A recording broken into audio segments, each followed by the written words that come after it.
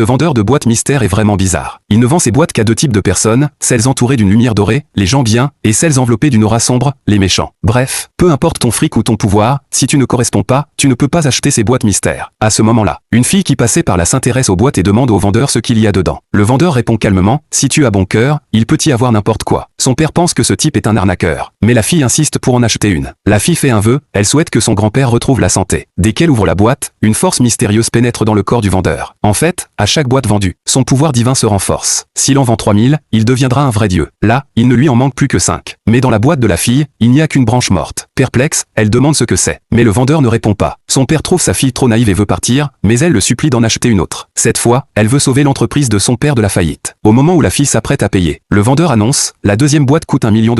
Le père est furieux. Même si l'argent ne manque pas à la maison, il refuse de se faire arnaquer comme ça. Mais la fille insiste et l'achète quand même. En ouvrant la boîte, elle trouve un document. Le père comprend tout de suite, ce document va permettre à son entreprise de sortir de la crise. Après avoir vu le pouvoir de la boîte, la fille veut vite en acheter une troisième. Mais cette fois le prix monte à $10 millions. La fille hésite un instant, puis son père, tout excité, veut payer, mais le vendeur bloque le code de paiement en disant, désolé, vous n'avez pas le droit d'acheter. Pas le choix. C'est la fille qui doit payer. Cette fois, elle fait le vœu de trouver rapidement le grand amour. Mais en ouvrant la boîte, elle ne trouve qu'un vieux bouquin tout abîmé. Les gens autour se mettent à rire et se moquent d'elle en disant qu'elle s'est fait avoir. Mais la fille n'y prête pas attention. Instinctivement, elle suit ce qui est écrit dans le livre et donne un coup de paume. Au loin, une poubelle explose en 1000 morceaux.